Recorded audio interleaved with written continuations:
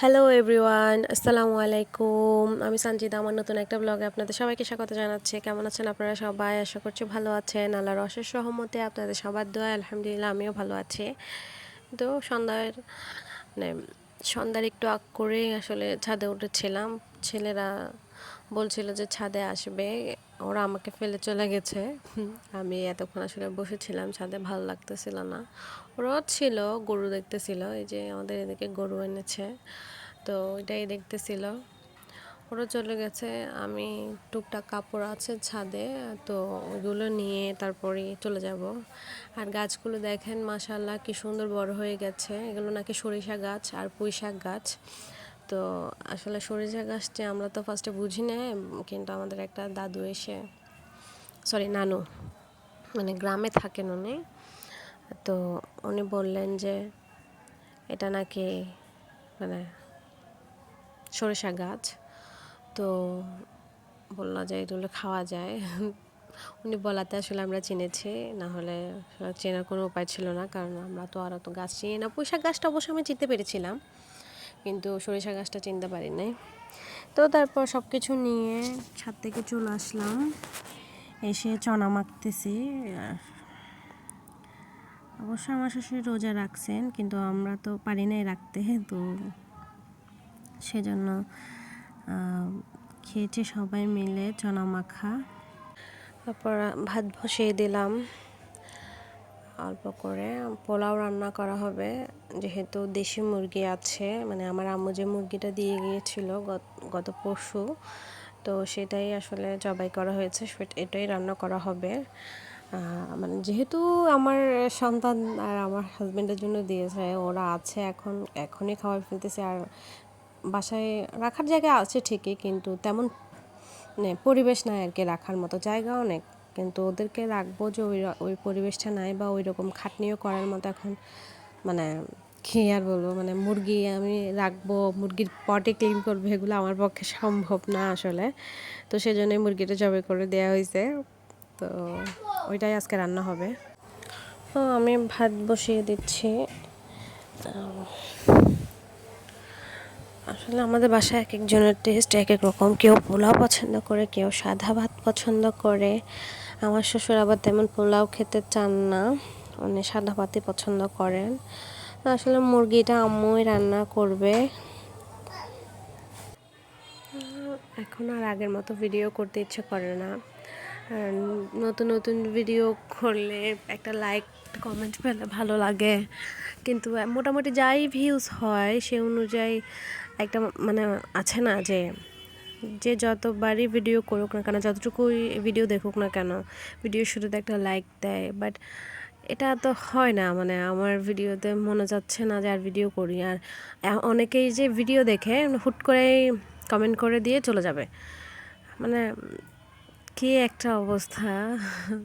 মাঝে মাঝে ভালো লাগে না, কিন্তু আসলে ইউটিউবে ভিডিও দেওয়াটা আসলে অভ্যাসে পরিণত হয়ে গেছে, না দিলেও ভালো লাগে না। আসলে জানি না যে কী করব, মানে একটা বিবৃতিকর পরিস্থিতিতে পড়ে গেছি। বলে না যে আমাদের চাটগাঁয়াদের ভাষায় একটা কথা আছে যে ওয়াদাল্লাহ চারিন ন পারে আর কাডাল্লাহ গিজিন ন পারে। তো আসলে সেই অবস্থাই হয়ে গেছে আমার। আমি টেস্টের জন্য ফেলতেও পারতেছি না, কাটার জন্য গিলতেও পারতেছি না। তো আসলে জানি না কী করব, কী করলে ভিডিও সবার ভালো লাগবে, কীভাবে ভিডিও সবার সাথে প্রেজেন্ট করব, আই ডোন্ট নো। আমি আসলেই জানি না যে কী করলে সব কিছু ঠিক হবে, কিছু বুঝতেছি না। বাকিটা আল্লাহ ভরসা, আল্লাহ পাক রব্বুল আলামিন নিজেকে যা রাখছেন তাই হবেন। আর আশেপাশে গরুর ভয়েস তো শোনা যাচ্ছে, যেহেতু কোরবান, আল্লাহ যদি বাঁচিয়ে রাখেন আর 2 দিন পরেই কোরবান, শনিবারে। তো দেখা যাক কি, আসলে সব কিছু মিলাই অন্যরকম একটা ভালো লাগা কাজ করে কোরবানে। কিন্তু এখনও অবশ্য আমাদের গরু কেনা হয় না, জানি না আদৌ কিনবো কি না। আমি আজকে ভিডিওটা দিচ্ছি, আমি আজকেও জানি না যে আমাদের কি আসবে, আল্লাহর নামে কি কোরবানি করব, আমরা আদৌ করব কি না। কিন্তু করতে ভালো লাগে। কোরবান একটা হচ্ছে এমন একটা জিনিস, সবাইকে দিয়ে খেতে ভালো লাগে। আর আর সেটাও রিজিকে থাকতে হবে, রিজিকেরও একটা ব্যাপার আছে, আল্লাহ পাক যা রিজিকে রাখেন তাই হবে। তো তারপর আপনাদের সাথে কথা বলতে বলতে রান্নার পর্বটাও শেষ হয়ে গেল। আসলে মানে বাচ্চারাও কান্না করছে যে কখন গরু আনবে, কখন গরু আনবে। এখন ওরা তো আর পরিস্থিতি বুঝতেছে না, বিশেষ করে আমার বড় ছেলে বুঝে না আসলে, কারণ ও এমনি বড় হয়েছে, কিন্তু ওইরকম পুরোপুরি বোঝার মতো ওর এখনও বয়স হয় নাই।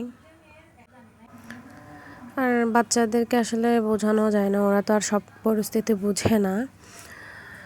তো দেখা যাক ছেলেদের খুশির উসিলায়, আল্লাহ পাকের সন্তুষ্টির উসিলায় আমরা কি করতে পারি, কতটুকু করতে পারি। অবশ্যই যা হয় আমার লাইফে আমি তো আপনাদের সাথে সবটাই শেয়ার করার চেষ্টা করি, ইনশাআল্লাহ আগামীতেও শেয়ার করব।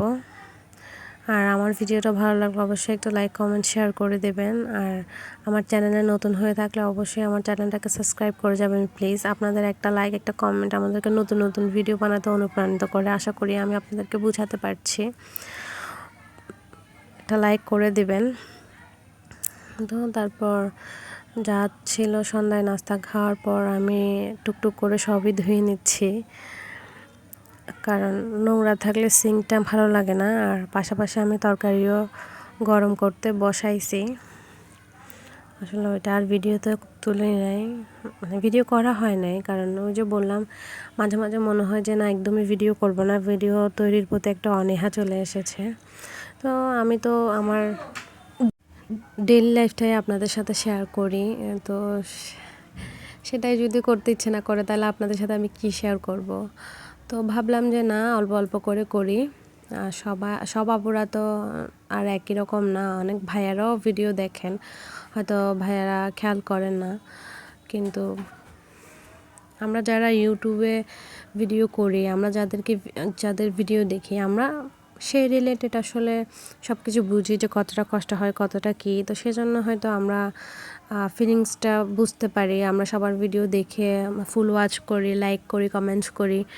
আর সবাই তো আবার ইউটিউবিং করে না, যা যতটুকু ভালো লাগে সে ততটুকুই দেখে। তো বলতে বলতে আজকের ভিডিও শেষ পর্যায়ে চলে আসলাম, জানি না কি দেখাতে পারলাম আপনাদেরকে।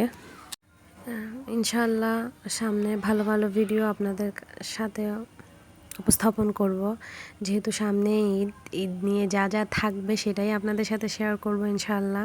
যেহেতু আমি আমার ডেইলি লাইফ শেয়ার করি, আমার প্রতিদিনের জীবনে যা যা হচ্ছে সবই আপনাদের সাথে শেয়ার করব। তো আজকে লিটার বক্সটা ক্লিন করতে করতে আপনাদের সবার কাছ থেকে বিদায় নিচ্ছি। সবাই ভালো থাকবেন, সুস্থ থাকবেন, সবাইকে অগ্রিম ঈদ মুবারক। আর আমার ভিডিওটা ভালো লাগলে অবশ্যই একটা লাইক কমেন্ট করে দেবেন প্লিজ। আমি আপনাদেরকে বারবার রিকোয়েস্ট করতেছি, একটা লাইক দিতে ভুলবেন না। আর যদি নতুন হয়ে থাকেন আমার চ্যানেলটাকে সাবস্ক্রাইব করে দেবেন।